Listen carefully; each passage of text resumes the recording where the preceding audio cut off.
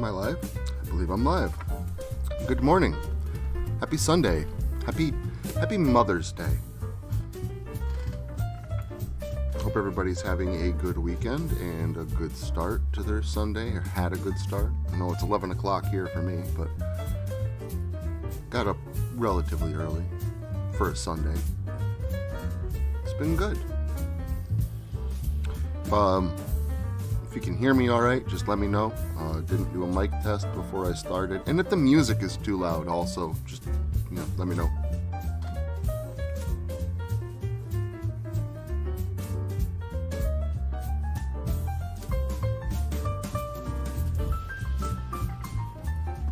Don't mind me if I'm just sitting here and vaping and chilling out.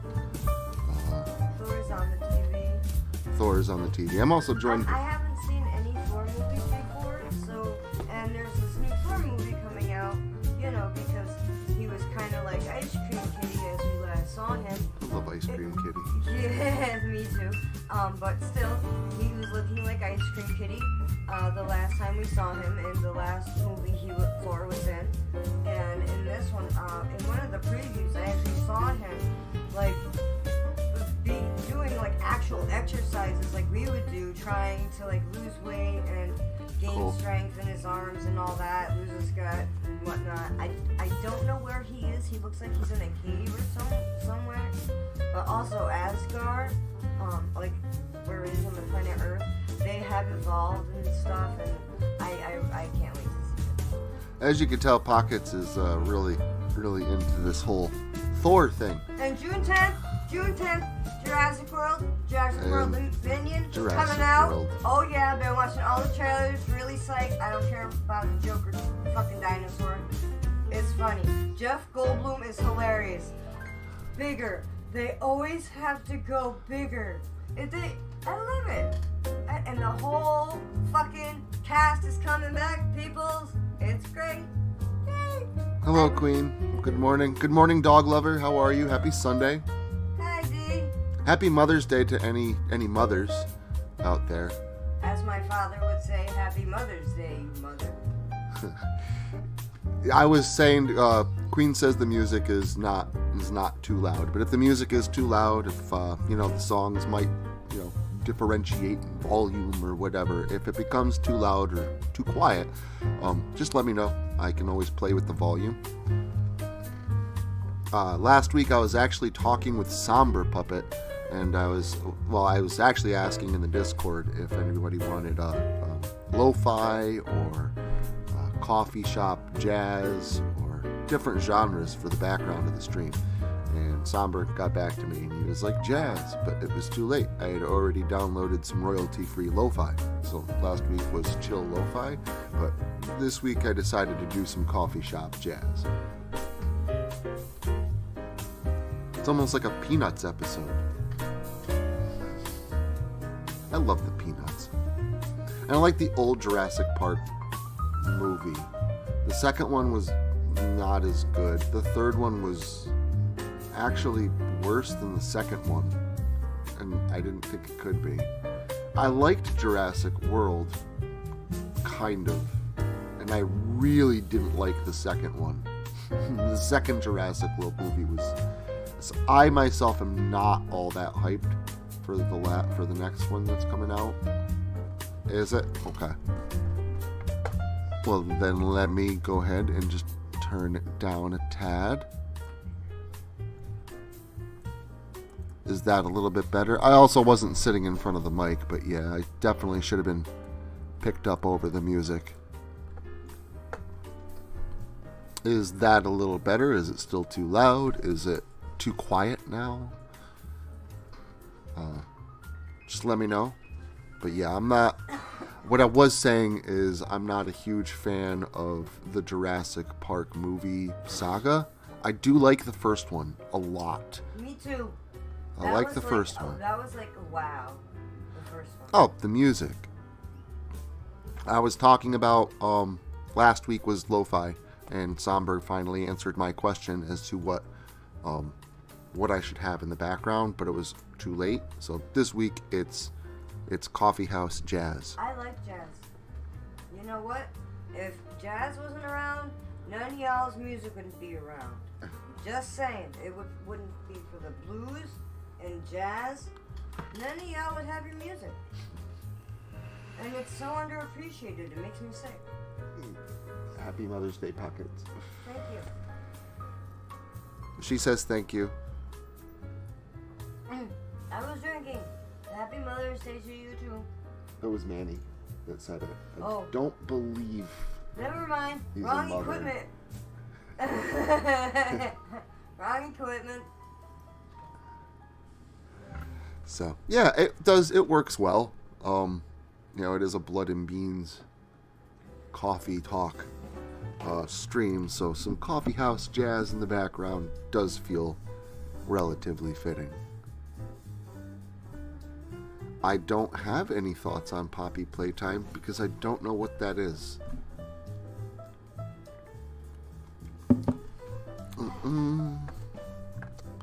Though I suppose I could always just look it up. Getting to my keyboard behind my microphone is kind of a pain in the ass. Oh, it's a game. I do know. I mean, don't get me wrong. I've never seen anyone play this game, but I have heard of it, and I've seen images of it. I don't know. It looks pretty cool, actually. Mixture between FNAF and... Oh, Shiloh would be able to tell me. Tattletale. Mixture between FNAF and Tattletale. That's what it looks like. I have not played Security Breach because it's only for the PlayStation 5, I believe. I don't think it's on the PC yet. I know Shiloh has been dying for Security Breach. And she was pretty disappointed to hear that we do not have the equipment to play it because we have a computer and we have, you know, every Nintendo system under the sun. So if it comes to Nintendo Switch, she'll be golden, but yeah. Shiloh is actually still sleeping. She was up later than everybody. I'm in a sling today. Yeah, poor Pockets woke up with a really sore shoulder. Again. I'm getting sick of this bullshit. I've seen the previews for FNAF Security Breach, and it looks really good. Don't get me wrong. Like, I liked the first FNAF game. I really wasn't a big fan of the second one or the third one. I haven't played much of them. I'm not even really sure if I understand all the mechanics correctly, but I'm not really just not fond of them. The fourth game I loved. Five Nights at Freddy's 4 is my favorite FNAF game. That game's absolutely terrifying. It's basically a night terror I used to have as a child come to life, but instead of like this gray monster with claws, it's animatronic sneaking into my bedroom. Game's terrifying, and again, I might be a little bit biased, but I love it. Sister Location, I would have to say, is probably tied for a second place. I really, really like Sister Location. I do. I don't like it as much as 4. I probably like it as much as Help Wanted VR, because that game I like second, I would say, because it's got them all, and I really like the first FNAF game. It's got a couple of elements from Sister Location. It's got a full, like a VR version of Part 4, Night Terrors, which is very aptly named. That game's absolutely incredible. Shiloh's tried to get me into Pizzeria Simulator, and I've tried, and I get it, and it's pretty cool. I haven't gotten too far with it or anything like that. I like it, but it's not really my cup of tea. The mechanic of like running a restaurant and owning the restaurant, I could see how that can be entertaining, but those kind of games, just like those management games, aren't really for me. But Security Breach, man, that looks cool as hell. So I do like the FNAF games. Not all of them. Not a big fan of FNAF World. I'm pretty sure, though, that doesn't really count because I know it's not canon. Yeah, FNAF games are awesome.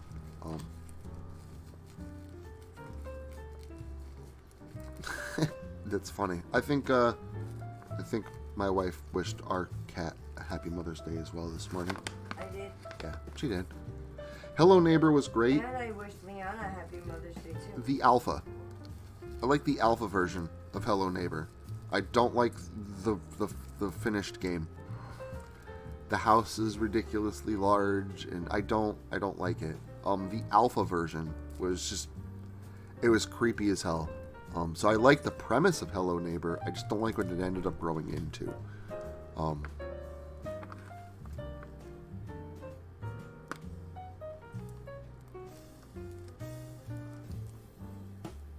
Yeah, I heard Firestarter is supposed to be really good.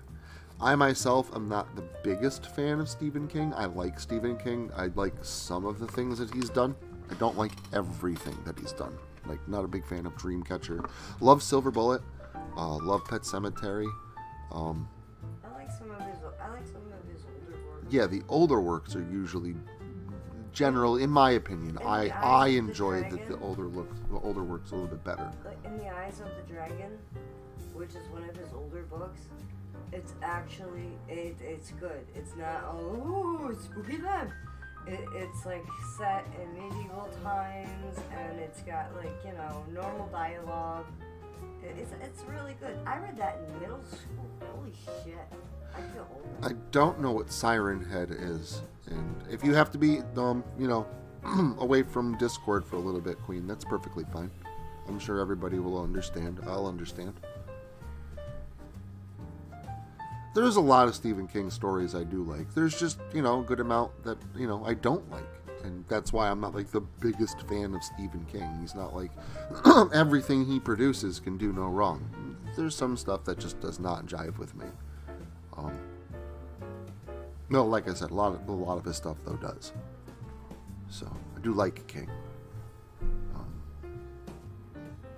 Favorite horror author of all time, though, would have to be H.P. Lovecraft.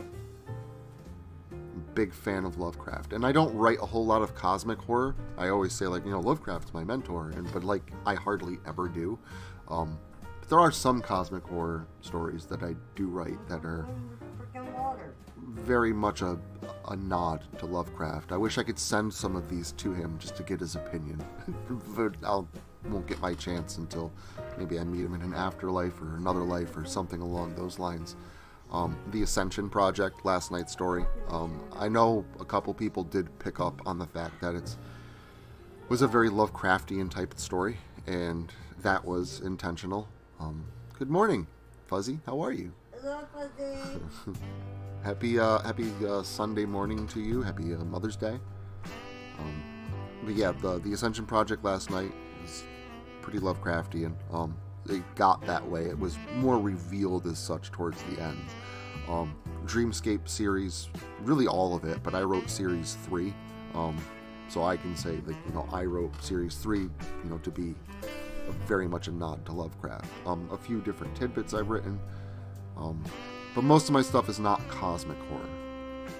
But I loved how the guy built a universe. It wasn't just he wrote separate stories. He created a whole separate universe for everything to live in together. And Stephen King did the exact same thing later on. And it's just really cool. I like how Lovecraft did it. But the biggest thing I liked about Lovecraft was not what he wrote about, it's how he wrote. It's how he got to his ideas. Like, he put sentences together in a way that was like art. His style of writing was just as good as the stories that he wrote. And it was just something I very much picked up on and, like, was astonished by, like, as I went through and read and listened to Lovecraft. It can be a little bit hard to follow. A lot of big words. I like big words. I know that, like, I wouldn't have been able to read this stuff, like, back in high school or anything like that. But definitely something that I've learned to enjoy as I've gotten older. So yeah, Lovecraft rocks. Love Lovecraft. Good shit. I'm glad you are liking the music. It is fitting. Oh, Cujo? Cujo's a great movie. Love Cujo. No, I've not read the book, but did like the movie. The movie made me cry. It's good stuff. Also, if I seem a little bit jittery, I forgot to get coffee yesterday while I was out, but did pick up energy drinks. So I kind of woke up this morning and have been sipping an energy drink. So kind of going from 0 to 100 here. Though I am just sipping it because, I don't want to give myself a heart attack. Yeah. My shoulder's all fucked up and I can't do compressions, so bye-bye. Okay. Yeah, can't die. I got to go to work tomorrow. Don't make me do Starting a new job EMT tomorrow. training. New job.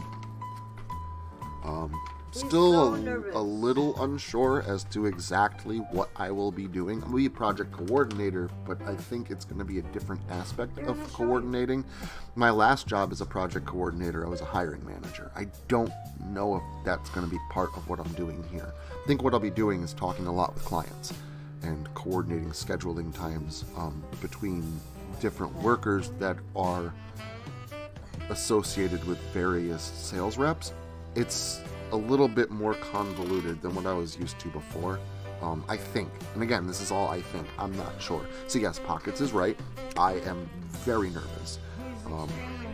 I could go throw up right now. I'm so nervous. But you know what? I'll get through it. Only one person throwing up a day, and I already got that one. No, I'll be fine. I'll be fine.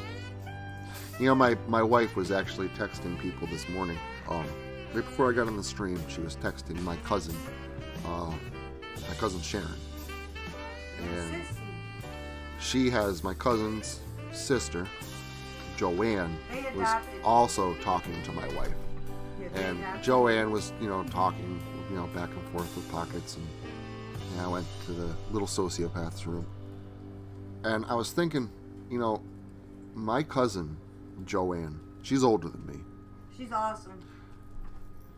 We think we got that. She is awesome. Don't make her mad. She's also very short. She's extremely nice. Man, she is a tough son of a bitch. She is very strong-willed, and I could almost hear her talking to me in my head about being nervous about work tomorrow, and Knock it off. And it's,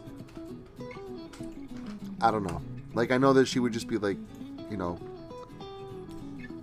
got this, basically. So. She texted me for your first day. Good. She says, don't sweat. Yeah, it kind of, right? I get the basic gist. I don't know where I'm going to be working. I'm going to be parking in the front lot. I think, tomorrow's going to be basically all orientation. Because he told me to park in the front lot, call him when I get there. The guy, my guy that recruited me. And then he's going to leave me in the building. I got to bring in my documents so I can fill out my onboarding paperwork. So I think tomorrow's going to be a lot of training, if not all training. I'm actually kind of hoping this whole week is training would be nice. We'll see. But either way, They'll either give you a whole week or maybe, half a week. whatever. But I'll acclimate, I'll adjust, and it's work. I do need money. Like, bills are coming in, and I don't have income at the moment, so I do need money.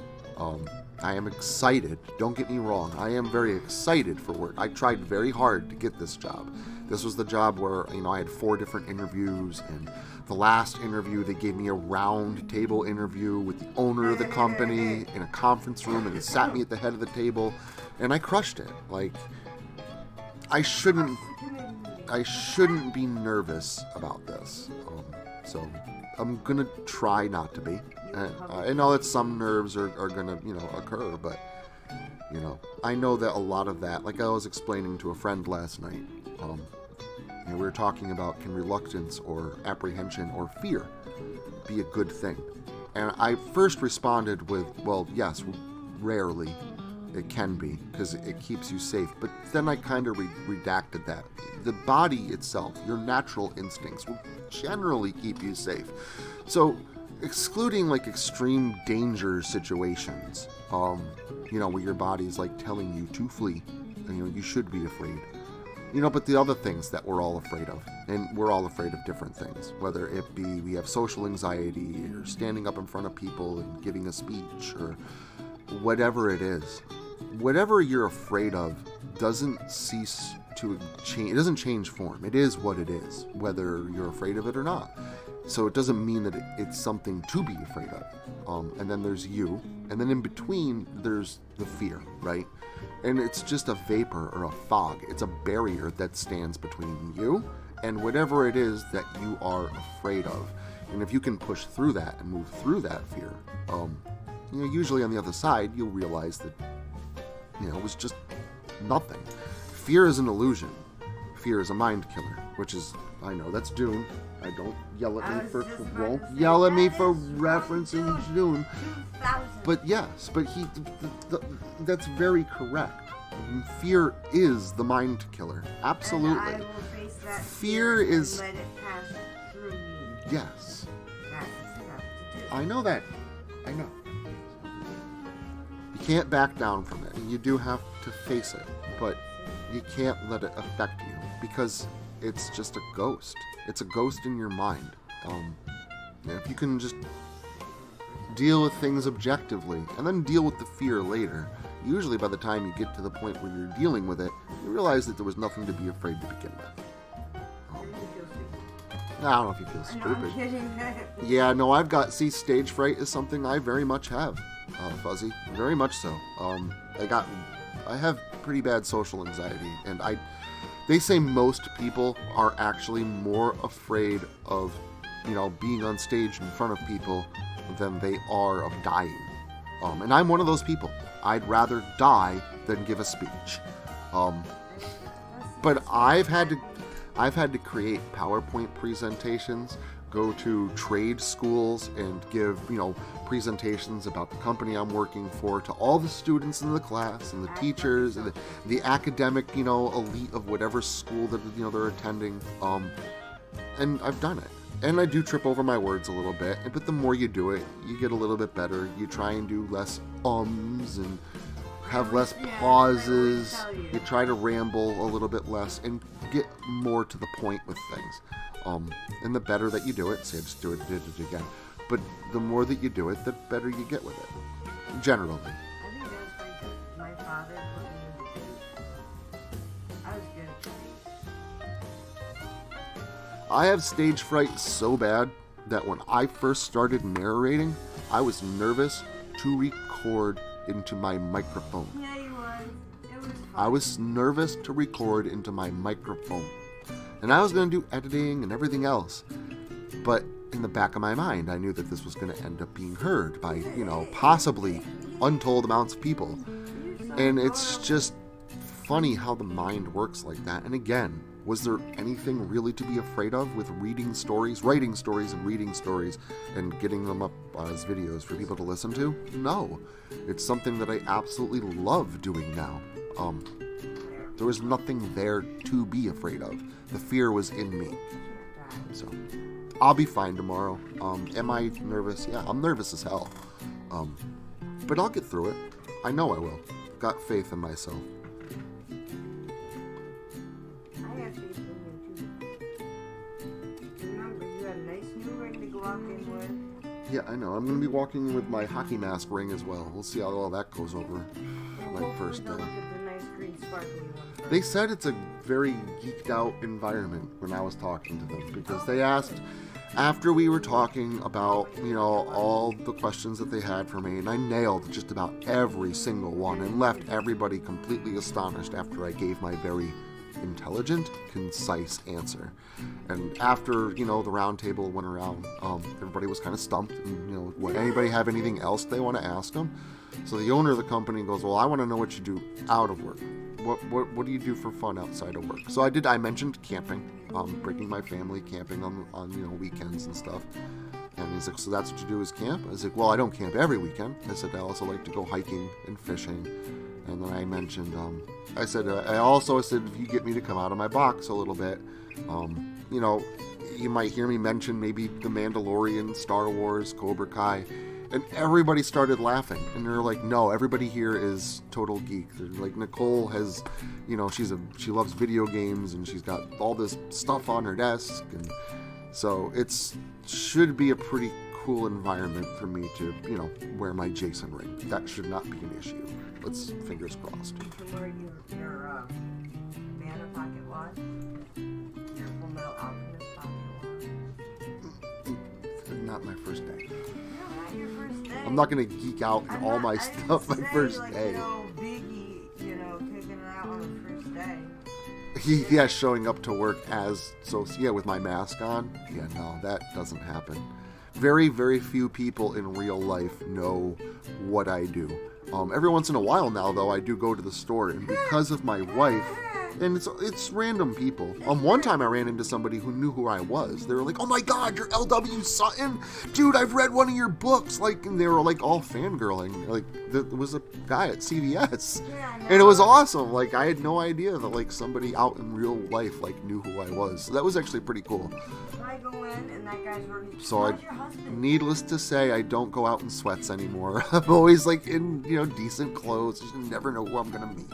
But usually people will see the shirt that I'm wearing, which is, you know, something Jason or Chucky or Michael Myers, and then they'll see my Jason ring, and I'll usually be wearing like a Jason hat, and they'll comment and be like, "Oh, that's cool. I like that movie, or I like these." Or people that are into horror, they end up commenting, and then I end up mentioning, well, the ring I got because I write, you know, I'm a horror author. I've, you know, published a few books, and, you know, I narrate for YouTube, and usually that leads to, "Oh my God, cool, I got to know what your YouTube is." So every now and then, you know, the stuff that I wear does spark up conversation, and I end up telling people, you know, who I am and what I do.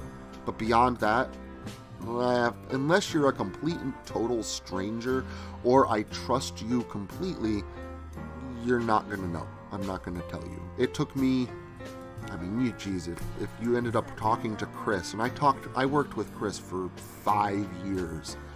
It took me 3.5 years for him to know that I had books published. I don't talk about it in real life. I try to keep this world right here and my other world separate. It's worlds colliding. And the reason that is because I'm a hiring manager. So when people, you know, you're applying to jobs and stuff like that, a lot of times hiring managers, they won't do a background check, but they will do a look online. They'll just type your name into Google and see what comes up. And, you know, usually you'll get somebody and you can tell, you know, if you have a driver's license, oh, that's their picture on Facebook. Or if you know what their address is, like, oh, well, there's only one of these in this city. And you can get a general idea of people's online presence. And I don't want my employers punching in my name into Google and finding this. And I'm not ashamed of this. I love what I do. I love writing horror. I love creating horror content. But not everybody does. There are a lot of people, maybe not as many as I think. Maybe I'm just paranoid. Maybe it's a very small amount. But I've come across quite a few people that are anti-horror.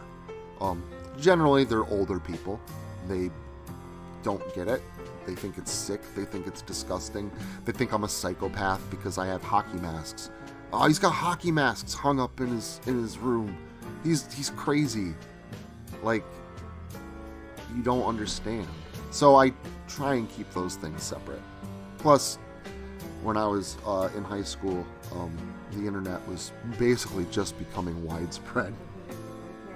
And my computer teacher, we had computer class, first thing he had us do was create an online alias and told us to never use our real names online. And Sabian Lockhart has been my online alias for over 2 decades.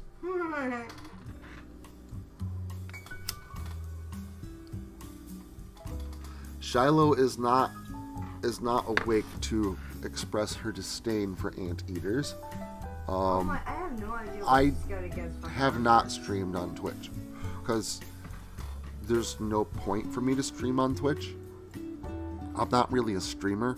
I like to create, and I guess you could probably compare what I do on YouTube closer to podcasting, which is I do have a podcast, but no, I don't do Twitch because I don't do much live streaming. I'd rather have, be able to work with the music in the background, edit out any bad parts where I mess up, because I mess up a lot when I read stuff. So yeah, I do have a Twitch, but no, I don't stream. Not on Twitch.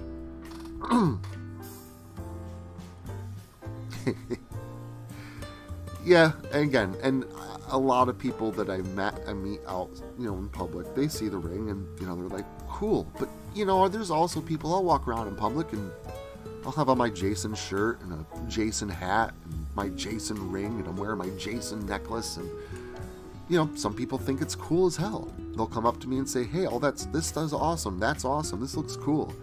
But then there's other people that don't say anything to me. But they look, they see, and I see the expressions on their faces.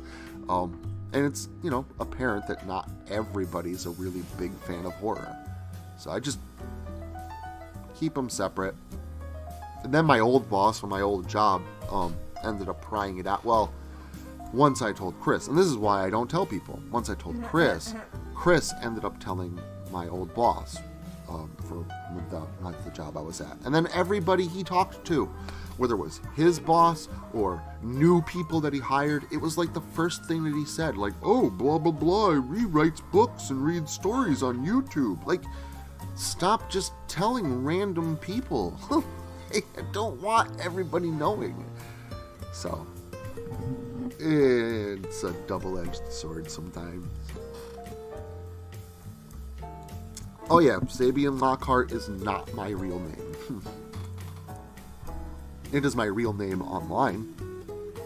My father would say pain in the ass. But that's my dad. I've not played Dead by Daylight. I've seen it. I'm more of a Friday the 13th, the game fan.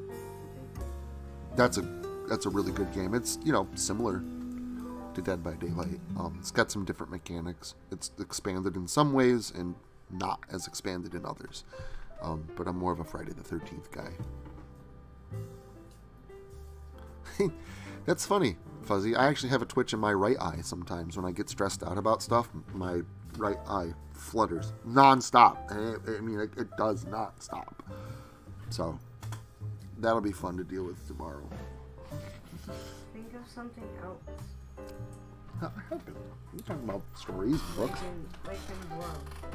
When you're carrying drugs across the border, smuggling, I like to picture myself. I don't think work is going to be as nerve-wracking as smuggling kilos and kilos of cocaine over the Mexican-United States border.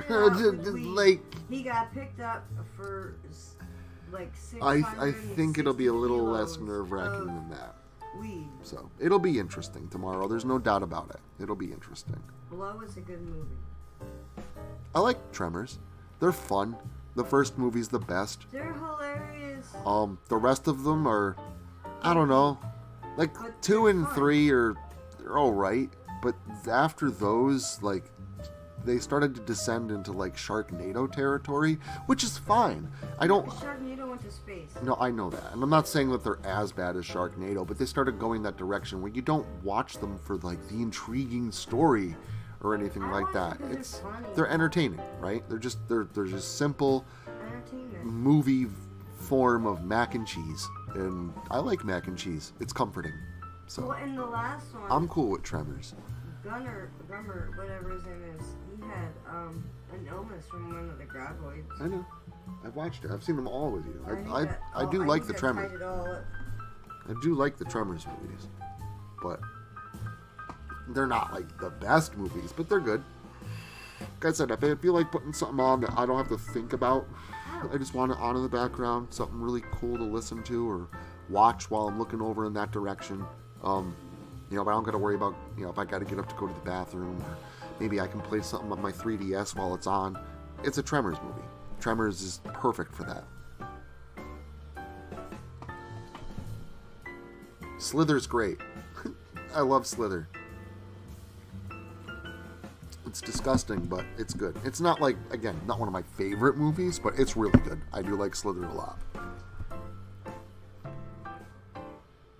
So yeah, it's been a pretty action-packed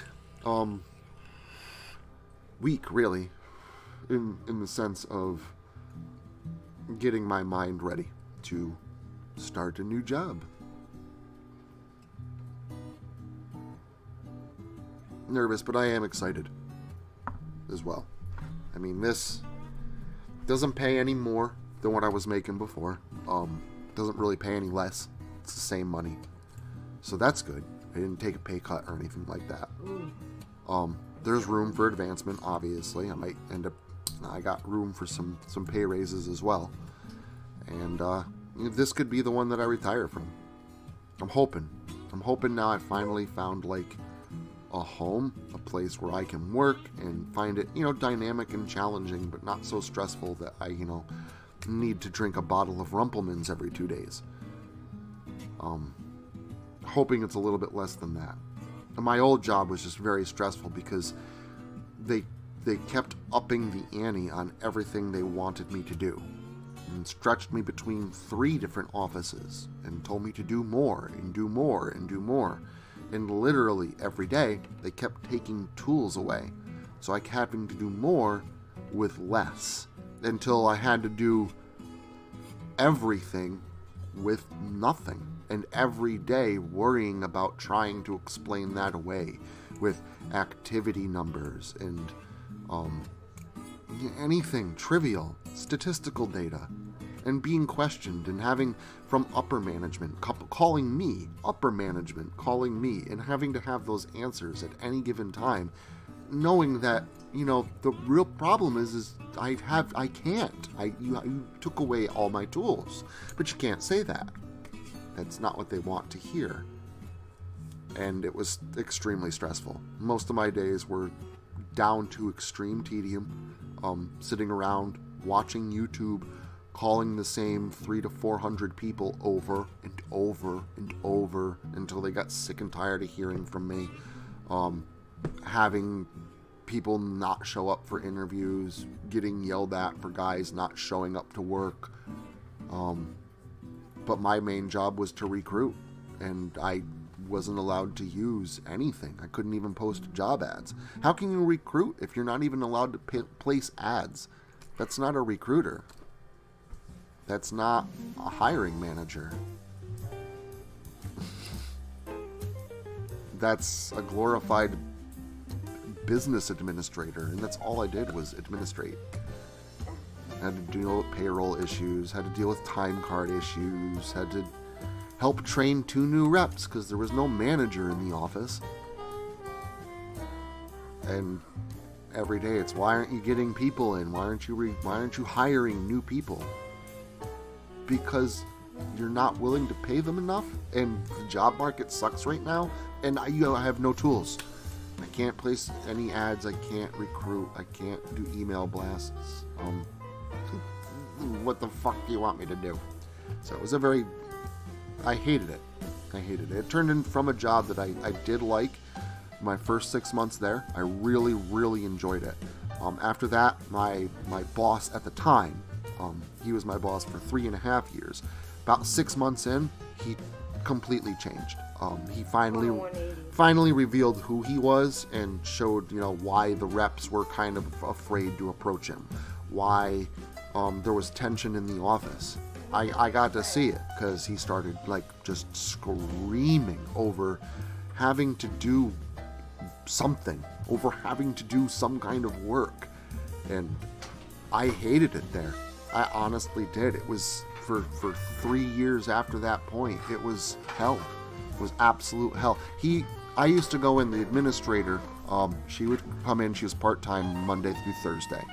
Then there was sales reps in the office, and the sales reps were supposed to be out on the road all day, but they came in early on Fridays, usually at about 9:30 in the morning. My boss would never show up Monday through Friday until 10:30, 11 o'clock in the morning, and then he would leave, 3, 4 o'clock in the afternoon. Fridays, though, for some reason, because I would get there at 6:30 and open the doors at 7, every Friday, this guy would come in at 10 after 7 and say, you know what? The reps are never here on Friday morning. This would be a great day of the week for us to do one-on-ones. And a one-on-one with him was basically a 180-degree review, where he sat there and screamed at me and told me all the things that he felt that I did wrong and called me a retard and was very, very belittling and yelled at me and screamed at me and pointed out every little thing that he could and didn't acknowledge anything that I did right. He wasn't supportive at all. He was a shit manager. And did that every Friday for 2.5 hours until the reps showed up. And the reps would show up and he would stop. He would call them into the office and he would say, all right, we're done. He would literally, and then he would leave at 10:30, 11 o'clock on Friday morning. He wouldn't even stay till noon. And he literally would come in just to chew on me like his favorite squeaky toy. Every single Friday. That job was the only job I ever had where I dreaded Fridays. I dreaded them. So that was shit. Then the pandemic happened. His boss got fired, and he thought he was going to get his boss's job. And when he didn't get it, he quit. He found another job. And I said, yay, this is great. Now I get to have a different manager. And this manager I got along with really well. So I thought it was going to be awesome. But because of the pandemic, the company changed everything. They brought in a new team and gave them all the power for recruiting, email blasts, searching through Indeed, the whole nine. Took all my power away and started yelling at me about how come I can't find people. So the job just went from good to shitty to hell. So I've got high hopes for this one. That's kind of the point. I am probably a little gun shy, mostly in part because of the company I used to work for. But I also know that not every company is like that. I used to talk to Chris all the time, and I would tell him, this is my first office job. I was a construction worker until I went to college and got this job. So I have no idea why, are other offices like this? And he told me, he's like, no, this one's actually a lot less work. You don't have to do as much. He said, but no, it's usually not this stressful. Most offices are not like this. So I've got high hopes that Sorry, peanut butter attacked me. that maybe this one won't be quite as bad. So fingers crossed. And I do realize that, I might have some baggage that are influencing how my nerves are and how nervous I am. And being aware of those things is the first step in being able to negate them. So it's all going to be good. But yeah, that was my old job. And the reason I was there for 5 years, after I got a master's degree, I applied to office positions. I have a master's degree in organizational management with a strategic focus in human resource management, a master's degree. And I looked for 2 years for a job. Nobody would even give me an interview. 2 years. Nobody cared. Everybody just wanted the experience on there. I got lucky where I was because I was actually working for them as a drywaller. And they just came in and they're like, well, we need a new project coordinator for the office. Maybe this guy would work out. And I lucked into it. So the reason I stuck it out there for 5 years is because I knew the reason I wasn't getting interviews before was because I had no experience. So I wanted to stick it out at that company, come hell or high water, no matter what, because I fought so hard for an office job. So hard for an office job. Years and years and years and years of college while working construction. I fought really hard, and I wasn't going to let some asshole take it away from me. So I stuck it out for 5 years. And when I left, over the course of 2-3 weeks, I had several interviews and, a couple different companies that were interested, and I've already got a job. So this is like my first high-paying office job that I've gotten on my own merits. They didn't even bother to ask me for references. They didn't even call people that I had planned out that would give me a good reference or people that I've worked with. I literally got this one on my own merits, working hard and going through 4 very hard interviews, and I ended up getting it. So, I mean, I think I can do this, because I think if I can do that, then I could probably, kick this thing right in the ass. So, anyways, have I seen American Psycho 1 and 2? Yes, I actually at first read that, Manny, as Psycho 1 and 2, so I'm going to comment on both. I like American Psycho 1, was not fond of American Psycho 2, didn't like the direction they took with it. First one's fucking great. And the old Psycho movies, Psycho 1, Psycho 2, 3, and 4, I love them all. Even the remake. The remake is a 1-for-1 remake, I agree. But it's perfect. I like that it was a 1-for-1 remake. Vince Vaughn even got Anthony Perkins' facial tics and ad-libs like perfect. He did so good with it. So, very big fan of the old Psycho movies. Last Jedi is terrible. It's my least favorite Star Wars movie. I hate it. I love Star Wars. I hate that movie. Queen, take it easy. Sorry I kind of rambled on. I hope you have a good day. And, we'll talk to you soon. Just look at the graphs. Exactly, Somber. That's what my old job was. Just look at the graphs. Get yelled at for this and then try and explain your way out of it. And do that every single day. And I hated that. I hated living life worried about the other shoe dropping. What's going to happen when they pull up this numbers? What's going to happen in my performance review? What's going to happen? And I hated that. And it was constant. So spilling over into the house. That kind of tension, which normally does. That's what happens. You can't help it. Yeah, no, my old job was kind of beyond words. And again, that was a very quick summary of what it was like to work there. There's a lot more details. There's many, many specific stories that would highlight other aspects or even those. But that job was bad. It was toxic. Very toxic. So I'm kind of glad to be out of there one way or another. But yeah. I would do both, Sneed. See, my father always told me, and I completely agree, because if I didn't get this office job, I actually had a construction job lined up to go do drywall. And it was paying $30 an hour, which is plenty of money. My old man always says, still, go to college, learn a trade. That way you can get a good job where you're not killing your body. But if for something happens with your job, the company goes out of business, you get fired for one reason or another. If you're looking for another job, it might take some time to find another job like that. But if you know a trade, you can fall back on your trade and you at least have some good income to keep you afloat while you're still looking for another job that, uses your college degree. And it's something that I didn't listen to at first from my father. It's actually why I learned construction first. He wanted me to go to college first and then learn construction on the side. I did construction for 15 years and, went to college through the last, 5 or 6 of them. And it was much harder for me to transition at that point because my lifestyle had already gotten used to, $25 an hour income. So I had bills that matched that. Everything was about at that level. And to leave construction and get an entry-level position in an office for $14, $15 an hour is not feasible. I can't do that. No matter how much that job could work out in the future, it's not something that I'm able to do. So I had to find something that was, decent pay scale, which is why tradesmen worked out so well to give me the experience that I need. And so did the bank, Oh yeah, $30 an hour for drywall finishing? Absolutely. Absolutely, all day long. That's about what it is. If you know what you're doing. And I mean, it's not just like, oh, I'm going to put mud on the wall and tape it. And I mean, you have to be somebody that, you know how to use a hawk, a trowel, possibly walk stilts. You really got to know the trade to be able to get, that journeyman wage of, $28, $30 an hour.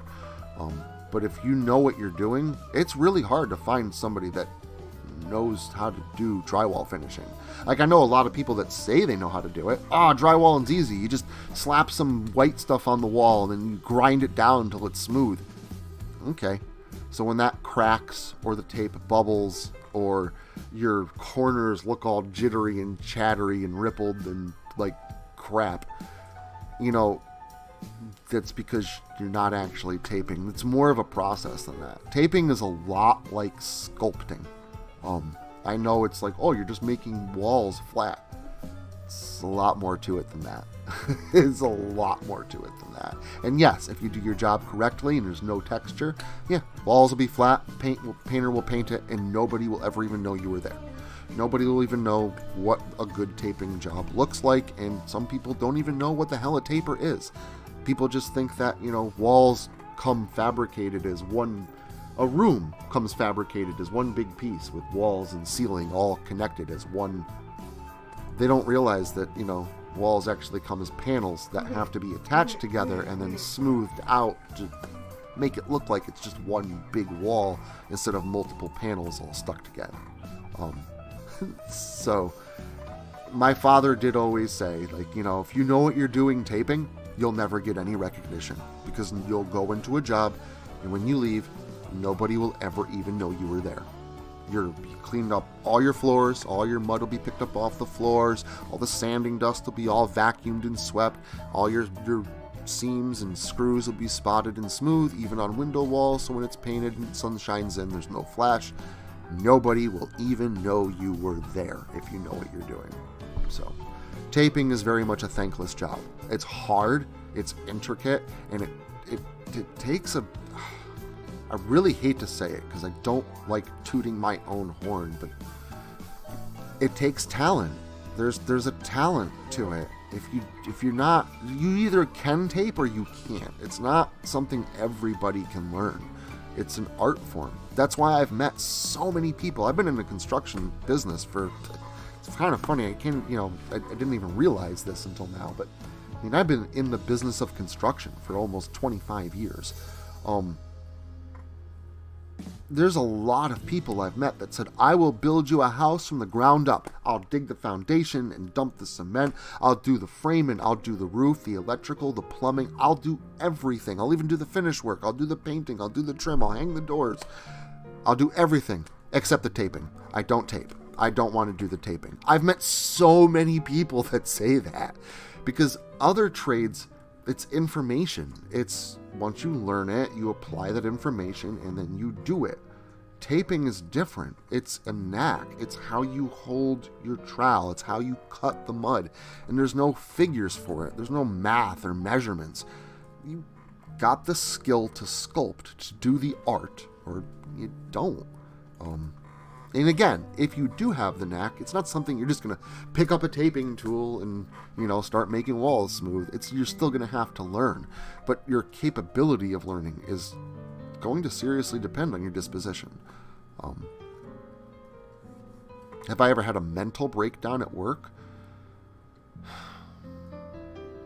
Yeah, I have. Slight points in time where I've had to leave, where I've cried at work. Yeah, because it got so horrible. That was my last job that I was at. Very rarely on like a construction site. No. I'll just quit a job if it's construction, because I'll just go find another one. If here again, if you're a good taper and it's warm outside, so the mud is above freezing temperature, it's got to be at least 55. If it's warm out and you know what you're doing, you don't need this job. Go work that job. Everybody needs a good taper, because there's not a lot of good tapers out there. It's a lot of people that say they can do it, and then they show up at work with a squeegee and they're spotting screws with their thumb. And I've seen that. Flat out, that's not a lie. I've seen it. People coating their joints with squeegees and spotting screws with their thumb. That makes me mad. So, Taught me how to spot screws. That's what I always done. My father was a master carpenter. He hated taping. That's why he made you tape. Fuzzy, I do completely understand, man, if you have to bounce out. I get it. I hope you do have a good day, and thank you a ton for stopping Be in. safe. Michael Bear, how are you? Good morning. Happy Sunday. I'm actually going to be closing out the stream in about 5 minutes. Just wanted to throw out that 5-minute warning so it doesn't seem as abrupt as it, sometimes kind of does. So, just wanted to let you know, 5 minutes, stream was going to close. So if you've got anything you guys want to punch in or anything along those lines, please, go ahead and throw it at me while we got the time. Yes and no. I think it depends on the school. I think it depends on what school you go to. Some schools are better than others. I think that the college system is a little bit broken. Right now, I owe close to $200,000 in student loans. And that was just so I could get a master's degree. And I get it. Like, go get an associate's and do your best. Or go get a bachelor's and then just call it quits. But I wanted more. I wanted to work hard so I could... And again, yeah, I should expect to pay, quite a bit of money. But $200,000 is kind of a lot. And college is a business. College is very much a business. Colleges, man, I thought my college, that they were fighting to get me in because they just wanted to help me out. And they did help me out. College really helped me. No, I'm not denying that. But there's no doubt about it. The reason why wasn't that. It wasn't because maybe Rory, my student advisor, she might have been trying to help me. But the college itself, they're not reaching out to you because they want to help you. They're reaching out to you because they want money. It takes a lot of money to keep a college open. In fact, the college I went to, Ashford, they've been open since 1908. Brick and mortar campus in Iowa. They've had it's another reason why it was expensive for me to go there. It's a pretty prestigious institution. It's been around for over 100 years. It's a very good college. But while I was my year for my master's, my very first year for my doctorate, when I went to school for my master's, I finished my master's, and then I went to school for a doctorate degree right after at Ashford's sister school, University of the Rockies. My very first year for my doctorate was the last year for Ashford University's doors to be open. They were closing their brick and mortar campus. So they're done. They're only online now because it costs so much money to run a college. It costs way more than you might think. To the point where to even have a college be brick and mortar is almost pointless. It's literally almost counterproductive. It costs ridiculous amounts of money. And now with people going to school online, there's not as many people to fill up those campuses, and colleges are suffering financially. So a lot of colleges now, man, they are hungry for students. A lot of colleges will take just about everybody, and if they flunk out, you still owe us money. It's a little shady. A college is a business. It's nothing more than a business. So it did help me, don't get me wrong. I got everything out of college that I paid for. I made sure for my bachelor's degree, I graduated with a 3.8 grade point average, and with my master's, I graduated with a 3.9. I made sure to do the damned best on everything that I possibly could, because if I was paying that much money, or owing that much money, I was going to make sure that it was going to be worth it. In my doctorate, before I had to drop it because I ran out of funding because I owed so much money, I had a 4.0 GPA. I had a 4.0 for my doctorate degree. So, if you're going to do it, it all depends on, is it worth it? Well, what are you getting out of it? Is it worth it to pay for that much for college and flunk out or get C's and D's? No, it's not. You're paying a ton of money. It's not worth it if you're going to do it, average. But if you're going to go in gung-ho and, graduate sigma cum laude or magna cum laude and get, fantastic grades and recommendations from professors, and if you're doing all that, is it worth it? Yeah, absolutely. Absolutely. College changed my life. Not just because of it's opened up the job opportunities that I have, but it's changed my head. It's changed the way I think. It's been very helpful. No, I've never planned on being an actor in Hollywood. Don't think that's would ever happen. I don't think that would ever occur. Wanted to work in a house. I'm handy with a drill. It's cool, Michael. It's always good to learn a trade, man. It's always good to learn a trade. If you know a trade, like go into carpentry, you'll have work. You'll have good paying work anywhere you are. You could move. You could get stranded out in a desert town out west, out in Utah, and you can find work and make money and make your way back to wherever you need to go. Learning a trade it's invaluable resource. Invaluable. There's no price you can put on having that knowledge.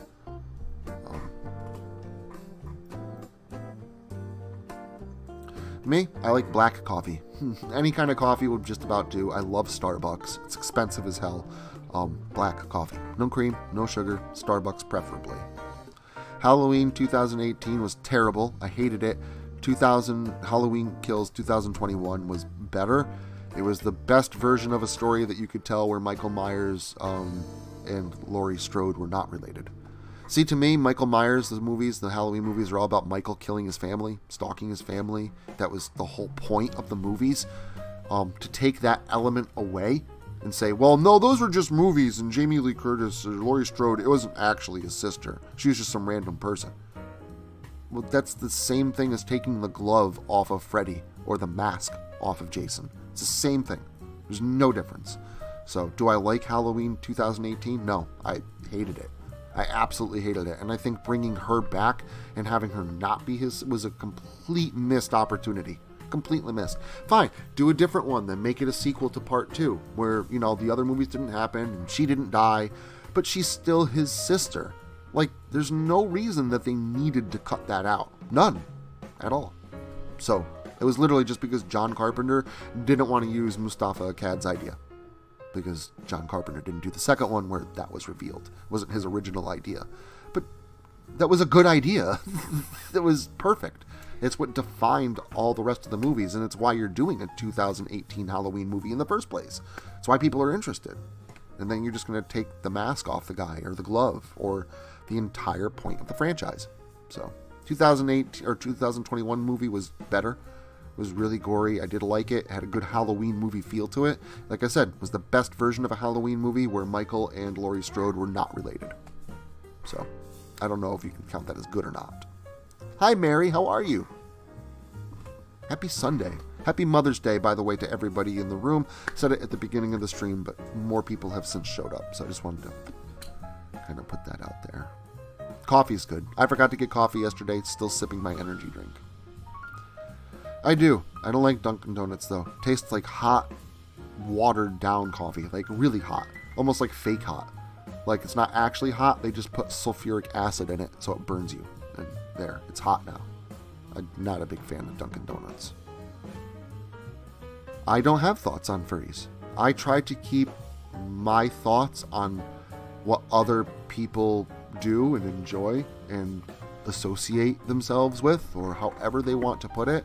If I don't know anything about it, or even if I do, that's up to them. I try not to have an opinion. To each their own, basically. It's cool.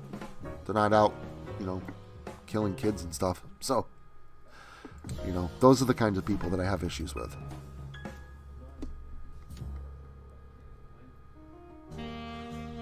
Yep, I saw the new Texas Chainsaw Massacre movie. I ranted about it. It was absolutely freaking terrible. I hated it. I absolutely hated it.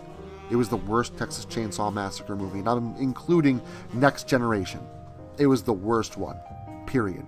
And I'm not going to do it because we're going to be here for another hour. But yeah, I hated that movie. I hated it.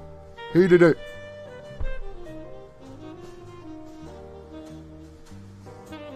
Oh yeah, no, I know. But you asked me what I thought about furries. You didn't ask me about the game, and I told you I've just checked it out. I've been wicked busy, Sneed. And again, it's not really my kind of thing.